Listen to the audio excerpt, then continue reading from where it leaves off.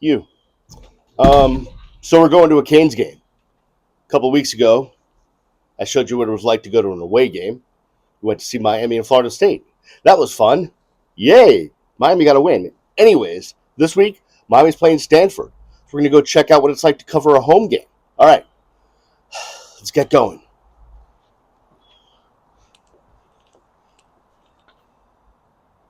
Oh, wait, you idiot. I need my phone. Can't go cover a game without my phone. All right, let's go. All right, guys, we are in the car, getting ready to head to the game. I live about 15, 20 minutes away from the stadium as the crow flies, but maybe there'll be game day traffic, maybe they won't. It's about 3.5 hours before kickoff. We have a bit of a routine, which you'll see, because we have to make a stop on the way to the game. For what reason? Because I'm weird. That's why. I need to make a stop. Why? I'm weird. I said that. All right, let's get out of here. Guys, we're on the way to the game. It is almost 4 o'clock in the afternoon. And as I was at a stoplight, the corner of Sheridan and University up here in Broward County, I noticed that on my score thingy, it said that USF was about to try a game-tying field goal against Memphis. So I quickly threw on my app and watched just as a Grammatica missed a field goal and Memphis beat USF, which is not good for Miami's strength of schedule. But on the other hand, all day on the Twitter sphere, people were telling me that Byron Brown, the quarterback for USF, should be in the Heisman race, is amazing, is the best, which he may be, which is true, but his team lost too. It happens. Parity in college football. All right, we're going to keep going. All right, guys, so I have a weird game day routine. But on my route down University Drive here in Broward County, there's a 7-Eleven here in Pembroke Pines. And every Saturday, or if it's a Friday game, we stop here at the 7-Eleven so we can get Powerball tickets. Or if it's a Friday, Mega Millions tickets. But we have to get our lottery tickets, and this is where we do it, at this 7-Eleven here in Pembroke Pines. Yes, I'm quirky. I've been doing the same thing for 8 years since I've lived up this way. So let's go get our Powerball tickets. Powerball. Guys, Powerball. It's a couple $100 million this week. If I win, I'm not giving you any, but I'm not going to go to work tomorrow or Monday or really any day after. So there's that. All right, let's get to the game. Let's do this.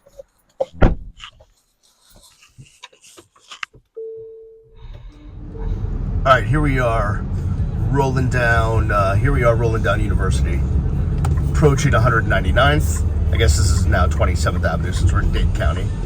But we're in Miami Gardens. We're at the corner of 199th and 27th. Used to work not far from here, twice in my career. So it's Miami and Stanford. Miami is favored by a ton, a lot of points, like 30. That's a lot. That's a lot of points. The over-under is what, around 45? Huh, interesting. I don't know. A lot of points on the spread. We'll see what I do with that when I get inside. Not a lot of traffic today coming to this game, and we're less than 3 hours from kickoff. That does not bode well for a huge crowd, but you know, it's South Florida. We're a late arriving crowd. So hopefully there'll be a good 50,000. Guys, you know, like, I'll tweet out the attendance, and if you're not following me, make sure you do it, Miami Radio Beast. But the attendance they give us is the announced attendance. The announced attendance is simply tickets distributed. So how many tickets were sold, how many tickets were given away for whatever purpose, promotional purposes. It's not exactly how many people are sitting in seats. So don't criticize people when they're like, there's no way there's that many people in the stands. Yeah, no crap. That's not the number they're giving us. They don't give us that actual number, so we got to estimate. That's how it goes. All right, we're going to wait for this light to turn green. All right, the light is green. Here we go. Turning left on 199th, aka Ives Dairy Road. There's the stadium. So our entrance is entrance 5A. It's over by the tennis complex. You'll see that. We used to get blue parking, which was wonderful. But then they switched us to an odd, never seen before purple parking, where a lot of Miami staff gets to park and some media. Some media still get to park in blue, but a lot of media have to park in like yellow or orange or parts unknown, because there's less spaces now after they added a tennis center and an F1 track. All right, but here we are. Entrance 5A coming your way.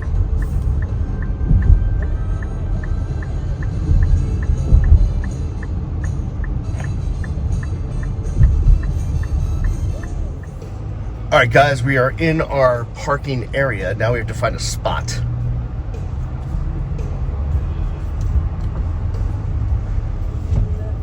And normally I park way at the end because all these people get here like 17 hours before the game. So let's see where we're able to park here. Oh, they've got someone down here directing us. That's new. That's a first.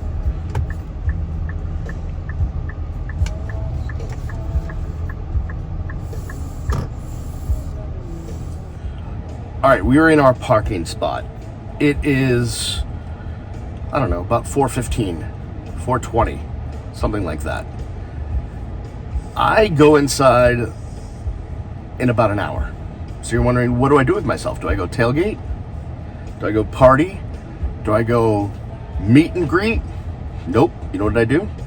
Take a little bit of a car nap. Just get a little bit of a nap in because it's going to be a late night. I know, it's weird, but it's my routine. So, guys, see you in about an hour. All right, it's 5:05. We've taken our car nap.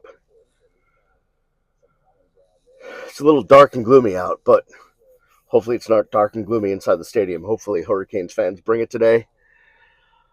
We got about 2 hours to kick off. Let's do this.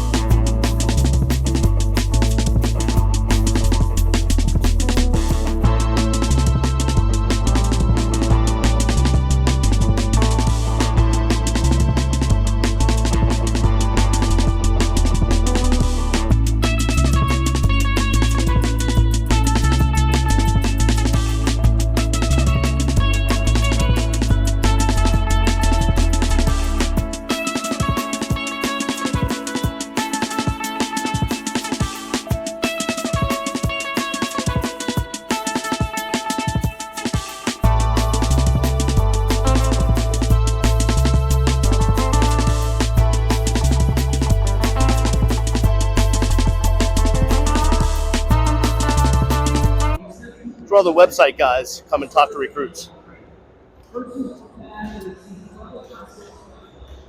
It's JD Arteaga, Hurricanes baseball coach.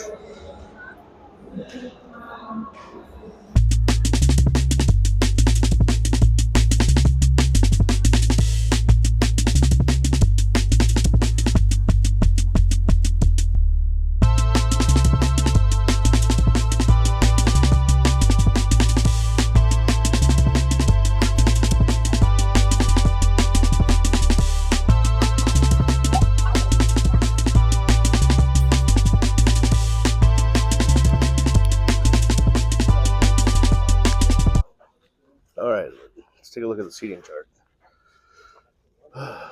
They should be right. Yeah, come meet me up at the press box. I'm right by the elevator. Right there. Amazing, thank you.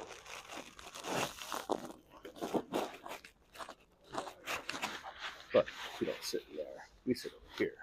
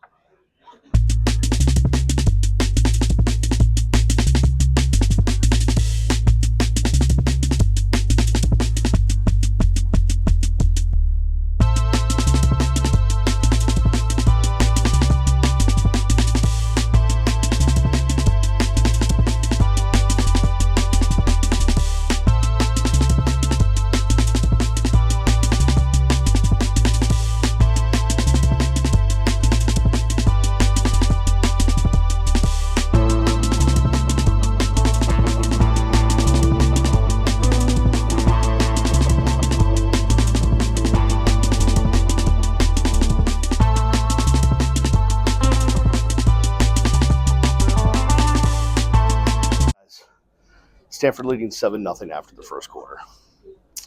Not good at all. Cole Tab, second leading rusher for Stanford coming into the game, running all over Miami. They can't tackle. They can't stop him. Stanford has 54 yards rushing in the first quarter. Meanwhile, the Miami offense can't do anything either. Can't pass the ball. Can't run the ball. Got nothing going on. 7-0 Stanford after one. Miami should be up by like 2 touchdowns, at least in my dreams. Really wish they had an open bar up here in the press box, but they don't. All right, we'll talk to you at halftime. Ugh. All right, guys, we're at the half. It's tied at 7. University of Miami has outgained Stanford by double, yet the score is tied. The offensive play calling has not been great. The dropping of the football has not been great. The defense not tackling has not been great. But it's only half one. Now, it's 7-7. Do I feel good about me taking the over? Or taking Miami with the spread? Not at all. But just get the W. Even an ugly W is a W. Another half to play. I can tell you I just took a walk through the club section from where we sit in the end zone, the southwest end zone, towards the 50, went that way. And the inmates who sit in the nice seats and the nice suites are not happy. So we will see what happens. But another half to go. And hopefully it's a better one for Miami. All right, we'll check you after the third. All right, guys. Heading to the fourth here at Hard Rock with those 4 fingers up. Miami leads 28-7. Miami with 270-something yards so far in the game. Stanford hasn't broken 100. Mark Fletcher Jr., his first 3-touchdown game of his career, his 6th multi-touchdown game of his career. He's got 3 touchdowns, all of them in the second half. So Miami scored 21 points in the second half. The first half, they got the touchdown to C.J. Daniels in the corner of the end zone. So the offense has benefited from the defense, who have gotten 2 interceptions here in the second half. One of them by Wesley Bissainth, he almost ran it back for a touchdown. The other one, Xavier Lucas. And here's what I'll say about the defense. Not only are they getting to the ball and obviously making big plays, but the defense gave up 74 yards on that first drive for Stanford. They went down and scored. And then Stanford had like a 19-yard drive. After that, they have not had a drive that's been more than 9 yards. So the Miami Hurricane defense and Corey Heatherman makes adjustments. The offense, listen, I know you guys will criticize Shannon Dawson, and you probably have a right to. But this last drive where Fletcher just scored his 3rd touchdown, they did a great job of running the football. Something we'll probably talk about more on the show this week. And remember, please go find the Real Ones Canes podcast, wherever you get your podcasts, or on YouTube. Go find the Real Ones Canes podcast, is the blocking of Miami center Brockermeyer. He's been overpowered a little tonight, and that has kind of hurt the running up the middle, right, when your center gets overpowered. So we'll talk about that more. But we're heading to the 4th. Miami, the 21-point lead, and we'll take it. The next time you will see something from this Ball's camera, at the 26, 2nd down and 9, Cardinal. As the 4th quarter starts, next time you'll see something is me heading to the post-game press conference. We'll see you then. Number 90, David Russell. Now we head downstairs to the press conference. 7 on the play.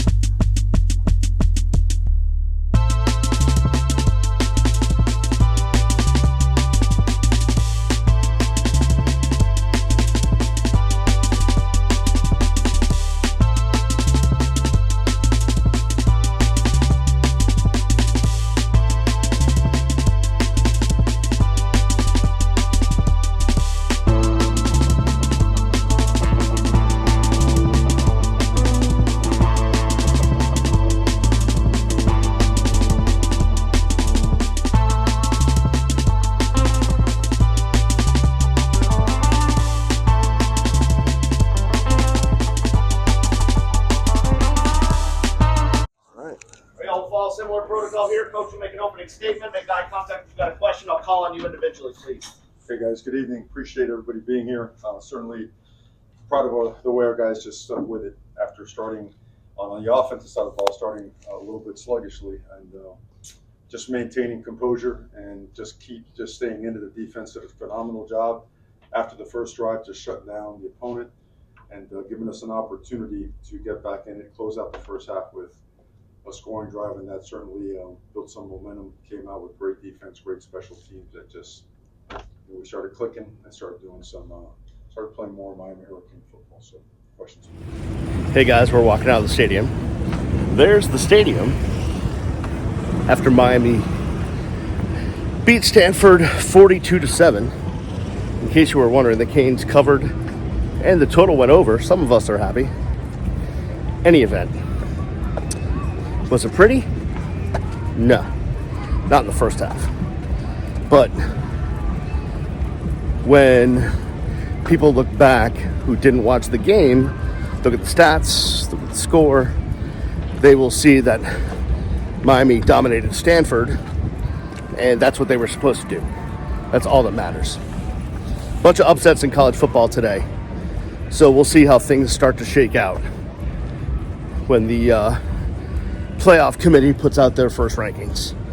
Doesn't really matter though.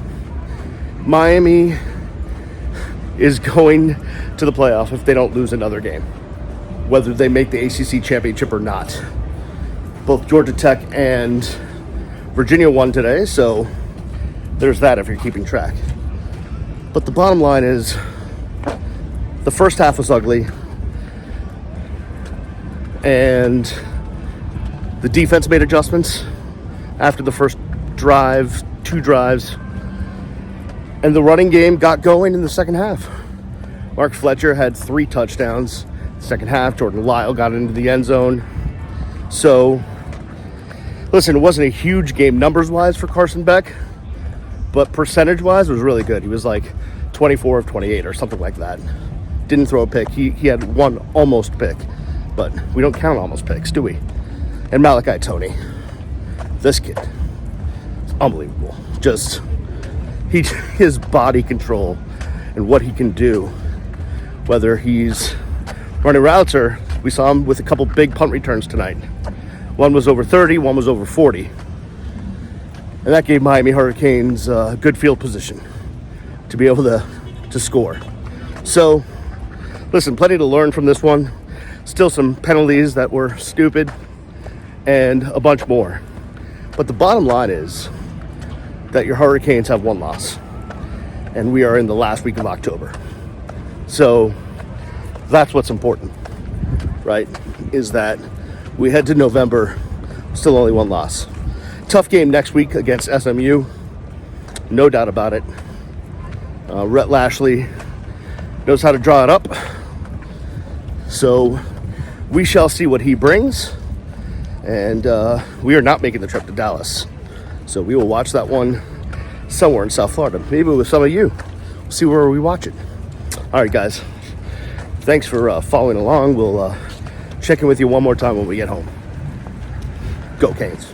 What is up, guys? We are home basically about 8 hours after we left. It's a day, man. Covering these games, it's a day.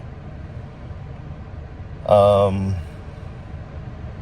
I could bring you along on the journey. Glad Miami got the win, even though the first half wasn't sexy. I'm glad you could see what it's like to cover a Miami Hurricanes game, kind of. So that'll do it for the home video diary. I appreciate Cam Underwood, managing editor, State of the U, for giving me the opportunity to do this. Do me a favor. Go subscribe wherever you get your podcasts. And if you've never listened to a podcast, now's the time to start. To the Real Ones Canes podcast. Also, if you're watching this on YouTube, you can subscribe to the channel. Hit the thumbs up, the yay. You can like, you can make a comment. Tell me how sexy I look. All of that is great stuff, and tell your friends about the YouTube channel, the Real Ones Canes podcast, State of the U, all of that stuff. All right, guys, I'm going to go inside and take clothes off, which you definitely don't want to see. So I'll leave it there. I'll see you when I see you. Peace.